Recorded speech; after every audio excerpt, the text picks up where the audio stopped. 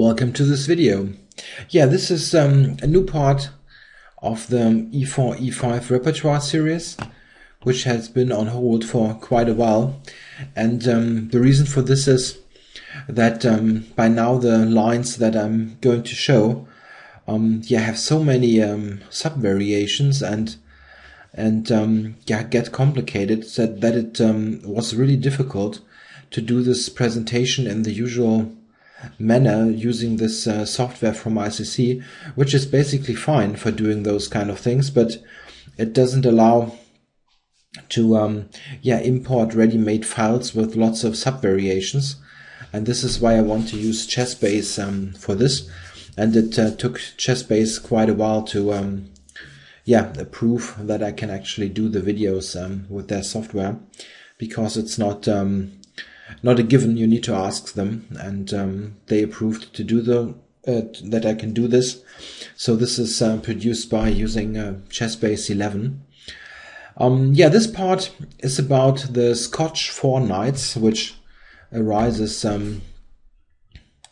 We have it on the board already here in the 4 knights move order: knight c3, knight f6, d4, or it could also arise from the Scotch move order with d4 takes, knight takes, and then it was bishop b4, my recommended move, after which white can respond. He doesn't do so often, but he can.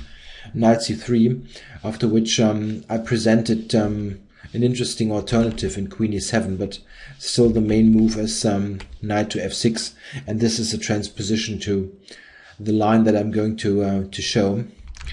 But the most common move order is this, putting out the knights first and then this d4 move. Yeah, I recommend to take on d4. There's actually an interesting sideline with bishop b4. I'm not quite sure if it is 100% sound, but if you want to surprise your opponent, this is maybe an idea, looking at this move. But e takes d4 is the main move, for more than 100 years, so it's certainly fine. Here white, besides the usual recapture, can also play knight to d5, the Belgrade Gambit. I'll have a look at this at the end of the video, because it's simply entirely different from the structures arising after knight d4. Here I suggest to play bishop b4. It's also it fits within the bishop b4 suggestion against the pure Scotch move order, and it's simply probably the best move. In 2012, this year, Aronian played in one game against Kramnik, who surprisingly employed this 4-knight Scotch. In their match, he played bishop c5. But he didn't really get he got a very interesting position, but it's a question if it really was a good position. White replied bishop e3, bishop b6, and queen d2 with long castle. A really fascinating game. I recommend to look at this if you have the time. I didn't do a video on this, but it was very interesting. But bishop c5 is somewhat shaky in comparison to bishop b4, which is the tried and tested main line for ages. This simply increases the pressure on white along this diagonal. So the e4 pawn now is attacked by the knight. I need to get used to those arrows. It's a bit different. So you put pressure on the e4 pawn, and it's not possible really to defend this pawn in a mechanical fashion, so to say. If white would play the move f3, which looks ugly at first, and also on the second look it looks ugly, you play d5 and increase the pressure on the center, and opening up the position against this king on e1 is in general a good idea. Black can castle really quickly, get a rook to e8, so black is better here already. And this means there's no real way to defend this pawn. You can play bishop d3, but this would of course blunder. Oops, no, not this. I need to get used to this. Would blunder the piece here. So white really has no choice. He needs to take on c6, which is the main line and basically the only move. Yeah, and now e4 is threatened again, and white plays bishop d3, the natural way to cover the pawn. There's also a possibility in playing queen to d4, which had been played in the early stages of this opening, like 100 years ago or so. Yeah, then black can play queen e7. Yeah, still attacking e4, protecting the bishop on b4, and f3 now covers the pawn. And black has more than one good way to play this. You can play d5, attacking the center, or also play bishop c5, winning a tempo on the queen. Just a sample line. And black has fine position. Still, even this d5 move here is very straightforward and should be fine. Black simply has pressure on white center, and this is not too great. Queen d4 is basically a forgotten move, though. This is played all the time. Yeah, now black has a choice. He can play various moves. He can play d5, which is my recommendation, and it's a main move. There's also an interesting alternative which I had a look at, and was yeah, I was close to recommend this, but I didn't want to make it too complicated. There's also the move d6, which is quite interesting. If you look for a less explored line, then d6 might fit the bill. The idea is simply to stop the e-pawn. Need to get a foothold here in the center that white cannot play e4, e5, this kind of thing. And of course you need to get your bishop out at some point. Yeah, black has some interesting ideas here, sometimes even associated with a quick attack. Yeah, going here and here, attacking the f2 pawn. This is quite an interesting variation. The only problem, and it's an important problem, is I don't think it really equalizes. It's not terribly bad, but it's, I don't know, it was a bit too shaky for me to really yeah, give it as the main move here.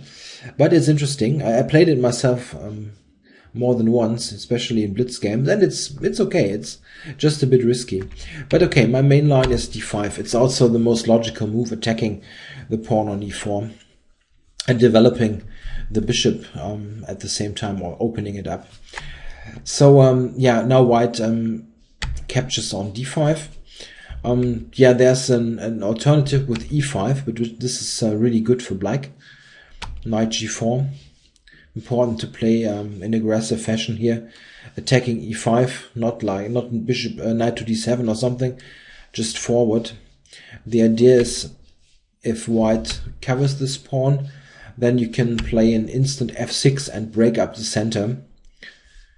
Something like e takes f, queen takes is already really good for black.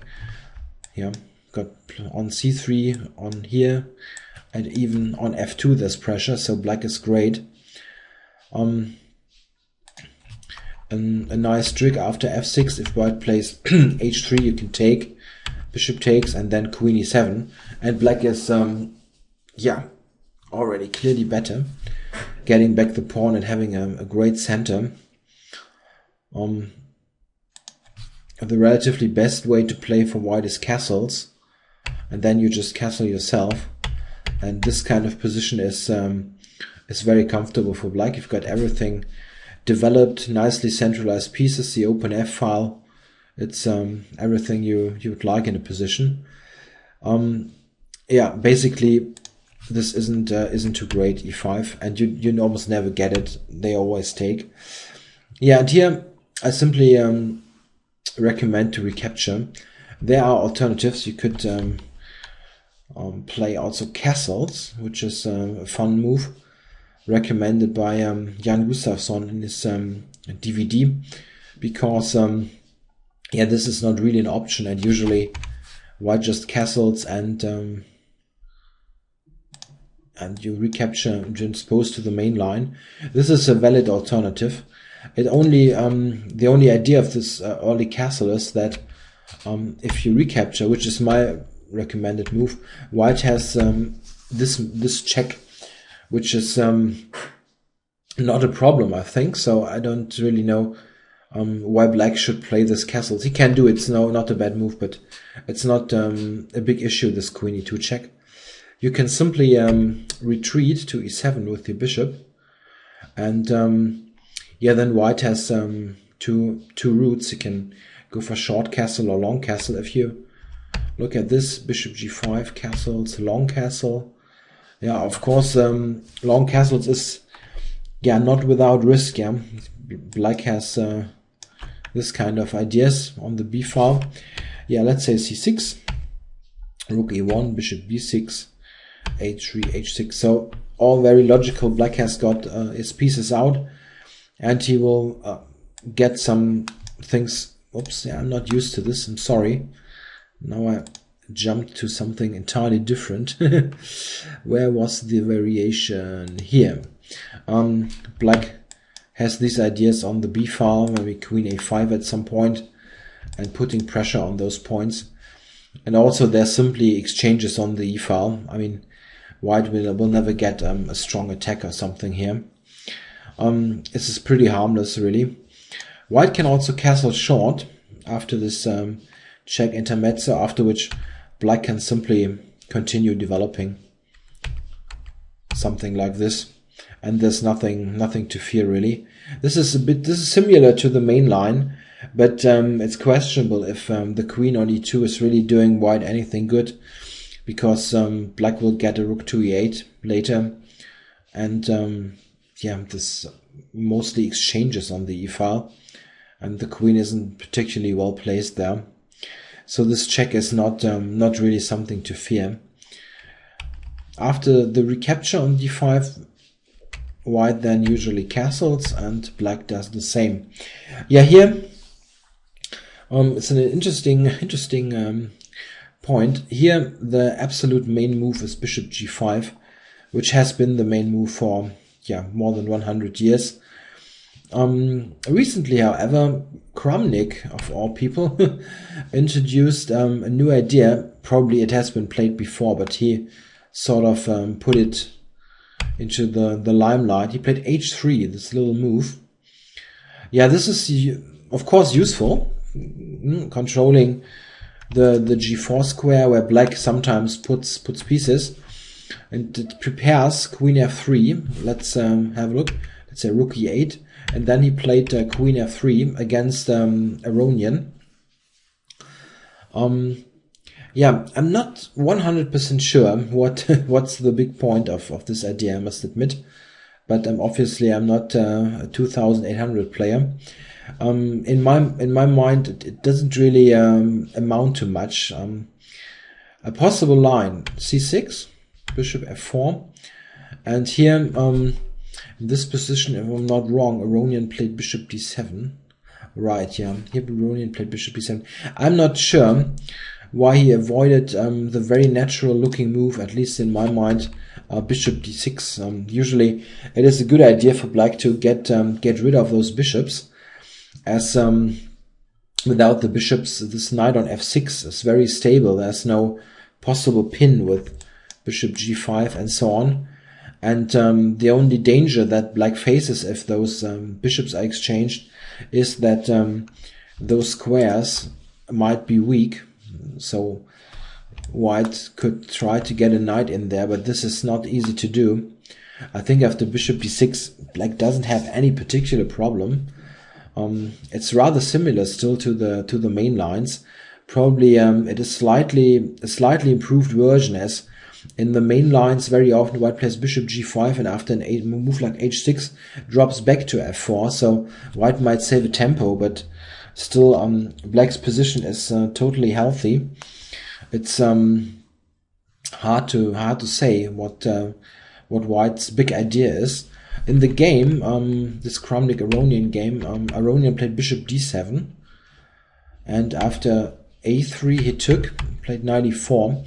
But he didn't really equalize. If you just quickly, I don't want to get too deep into this, but if you look at this kind of position, this is not equal. White still enjoys some pressure, the d file, and he's got simply more active pieces. So black wasn't equal. I'm not sure. Bishop b6 looks very natural to me. It has been played. I mean, it's not a new move. Even in 2012, it has been played 4 times.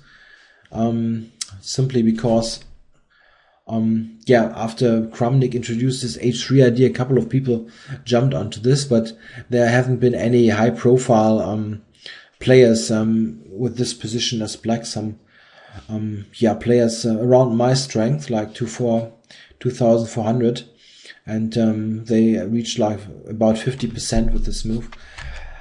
But sure, maybe this will get more popular, simply because also the main line with bishop g5, which I'm going to show now, is simply very tame and doesn't really set too many problems for black. Okay, bishop g5, it has a simple idea, taking on f6 and taking on d5. So black cannot play a nothing move, like let's say rook e8. And the problem is something like this. It's a tad embarrassing. So you need to take care about the d5 pawn, and you can do this best by playing c6. This is really the only move. Bishop e6 isn't so good. This has been shown quite some time ago. c6 is perfectly alright, and here white has a couple of options. In general, it is not easy to tell what's the big idea that white might have in this position. Black has got a pawn in the center on d5. White doesn't have any pawn left in the center, so black has a central advantage with this pawn. What white has is he's got very fluent development, very quick development. He's got all his pieces out. This is nice. And of course, he doesn't have any weaknesses. His pawns are all on the second rank, so white doesn't have any pawn weaknesses. Black has some weaknesses with his pawns, and this is evident here on c5 and d4. There are weaknesses, possible weaknesses. It's not easy to exploit it, but something black must take care about. So what are white moves now? Yeah, there's quite a couple. Let's start with a move like this rook e1, putting a rook in the center. Black basically against all moves except maybe queen f3.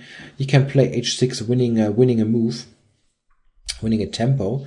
Bishop h4. If white would play bishop f4, there's the standard response with bishop d6. This is also why I was thinking about this bishop d6 move and this Kramnik line, because black usually goes for this kind of stuff anyway in the main line. So, but let's say bishop h4, then black can simply develop bishop e6 and bishop to d6, and this is simply a healthy setup. Got all pieces centralized, and white doesn't have any particularly great idea. An important idea to show is the following: queen f3, rook e8, and this is just to show a typical idea. b4, if white plays something like this, you need to always, if this queen is on f3, this queen is here on f3, you need to be aware of this possibility, bishop to g4, which of course attacks the queen, and the queen is trapped. It doesn't have any square. The fun thing is, if white, and this is the only move, plays bishop f6, you play queen to d7 and trap the queen. This is a very common motif, also with the white pieces sometimes, with bishops on d3 and g5. And now the queen is trapped. White can rescue the queen here with the fun move bishop f5, but this is still good for black. It's not necessary to memorize this particular variation. It's just to show this idea, because it can crop up in similar lines. This is also a reason why, as shown, Kramnik played this queen f3 move in conjunction with h3 to get this square on g4 under control. Rook e1 is a pretty harmless move. It simply serves no direct purpose. So what else is there?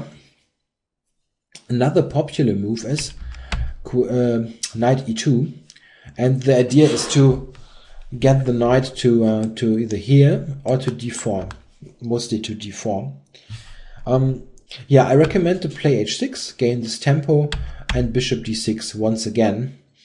This has a very straightforward idea. If white ignores the idea, plays something like this, you can simply take here and win the game instantly. Knight g4 check, king here, g5, and white can basically resign, if I'm not mistaken. Let me check this quickly. Yeah, it's really winning. I didn't attach evaluations to all lines, but this should be winning. White's king is out, and you threaten to take on h4 and simply win the game.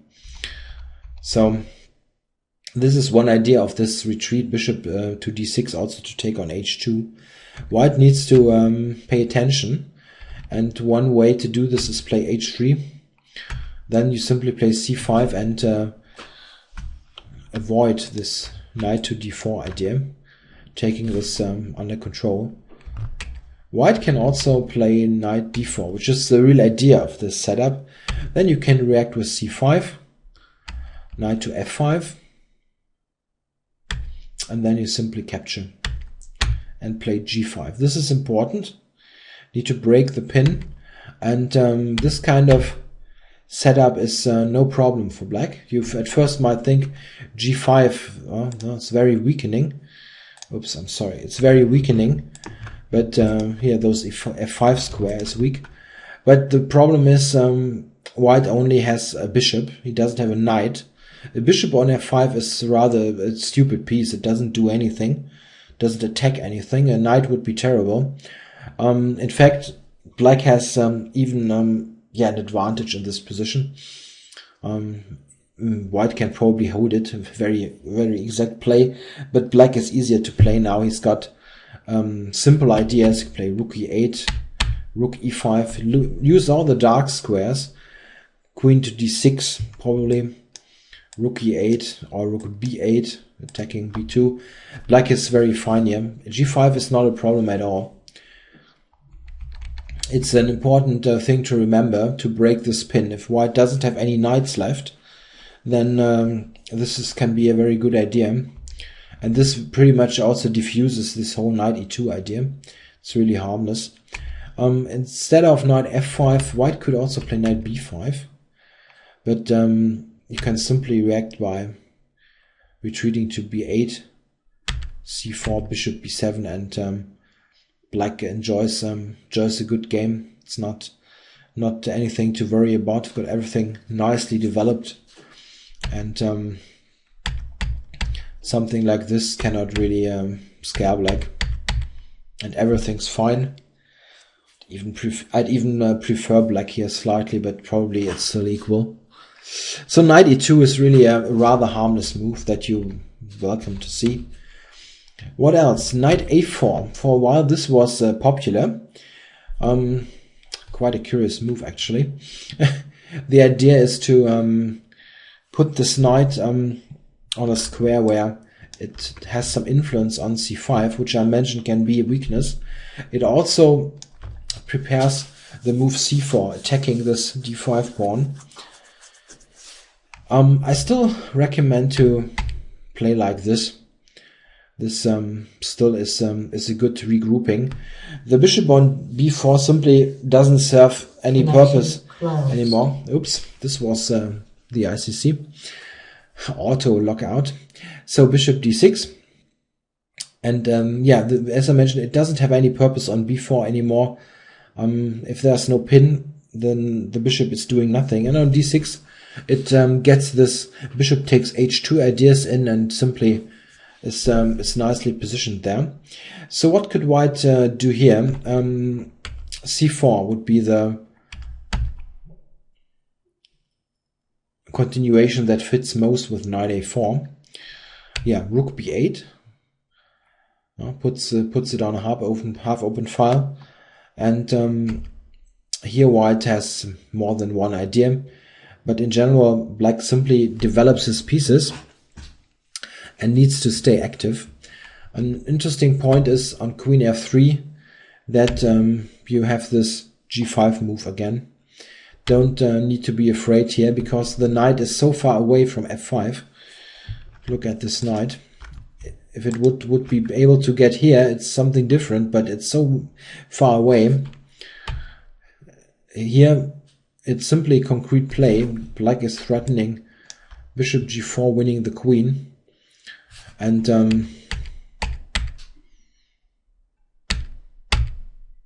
yeah, you can win lots of tempi here and have a fine position at the end. Black must play actively, he cannot stay passive. g5 is an important move to break the pin. It's worth remembering, especially if mentioned if there are no knights or knights like here, knight on the rim, then g5 is a good move. Yeah, white can play other things. He can take on d5, but it doesn't really trouble black. You need to develop pieces.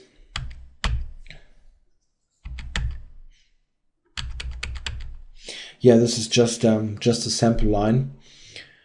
Black doesn't have any real problems. It's still a fighting position. It's not a draw or anything. It's interesting. Black's got this d pawn and can play with this, but white is still fairly solid. This knight on a4, though I'm not sure if it's really doing so much. You can go to c5, but it's not clear if that is doing much good. So black is probably just okay in this knight a4 variations. Just something to add.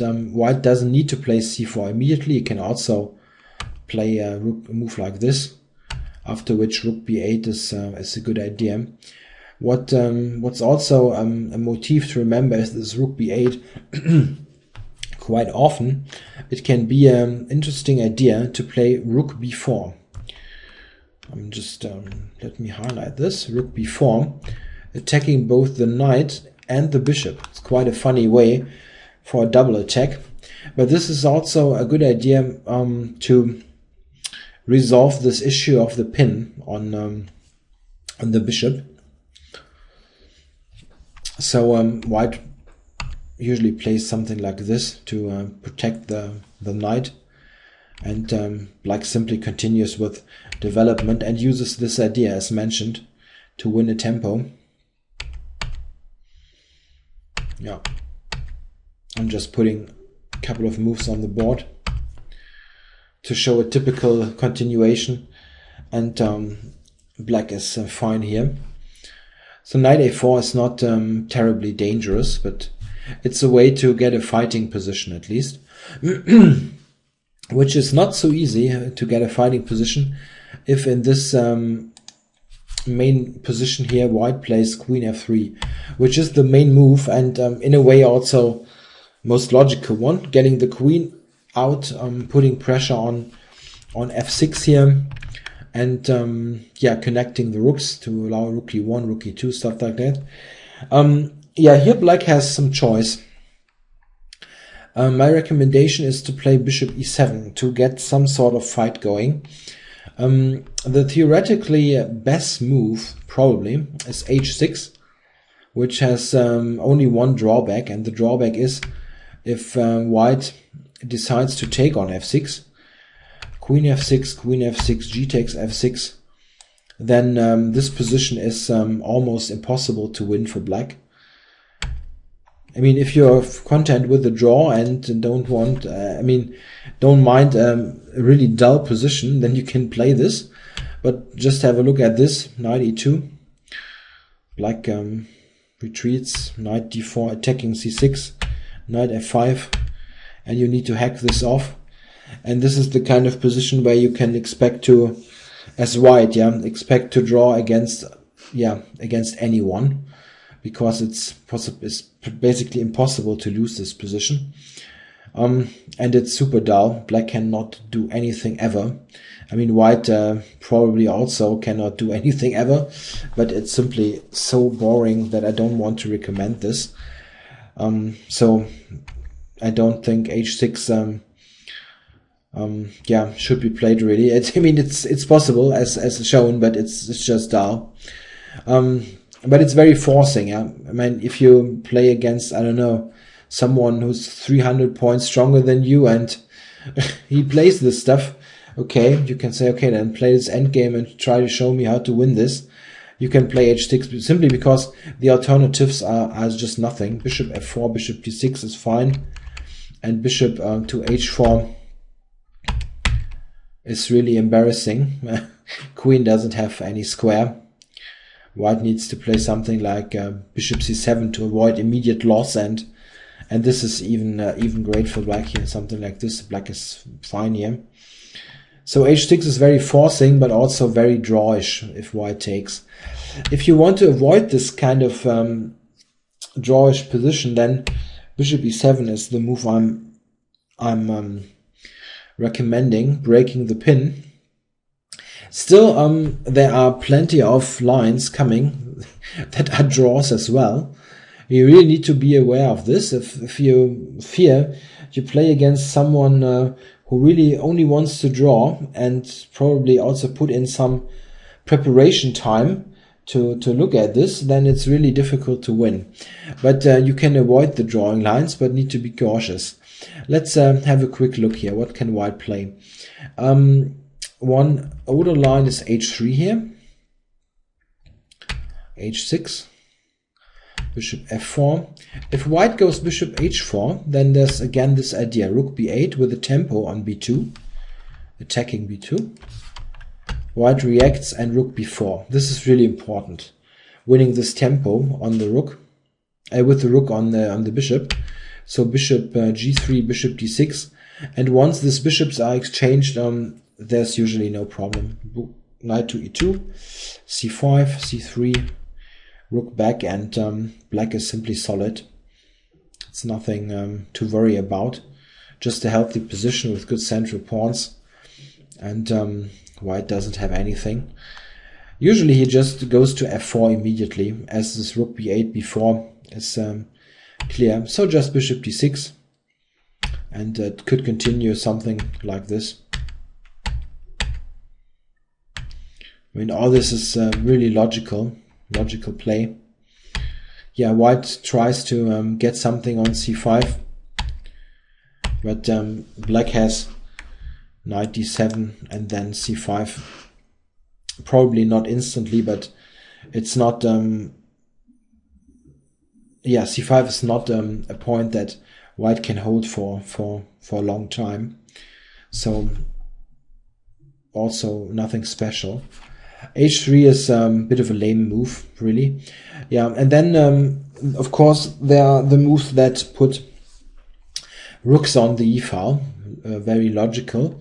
Rook f to e1, for example. Yeah, just rook b8, attacking b2. This is strong. It's the same idea all the time. And here, of course, white has an alternative idea. We can play queen to e3. I mean, okay, white can play normal moves like b3 or knight a4, and then you simply play this h6 rook b4 ideas. It's quite similar to what we looked at before. Just one particular line, queen e3, attacking here e7 and a7, and black can simply play bishop b6. Queen a7 is not a problem. You can take b2,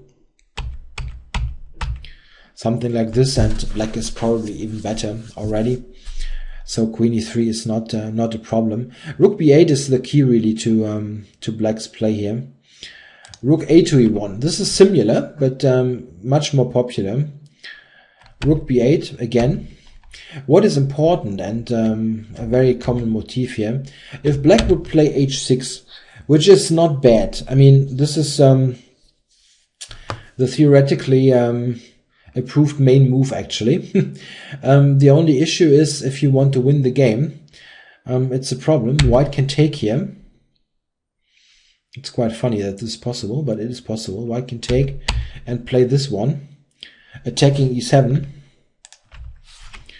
and h6, of course. So if white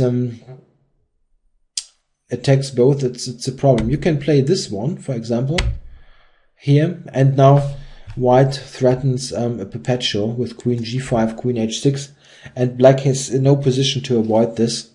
It's simply a draw, funny enough. And there are ways to lose the game even. But if you play a mistake, of course, as black, it's just a draw, this kind of line. So h6 allows an immediate draw. So I try to avoid that and recommend rook to b8. Knight d1. This is normal, covering b2. If white would play something like this, you can use this pin to your advantage. So knight to d1. And yeah, here again you can ask yourself what next. On h6, funny, there's still this move with a draw. So you cannot play that if you want to win the game, of course.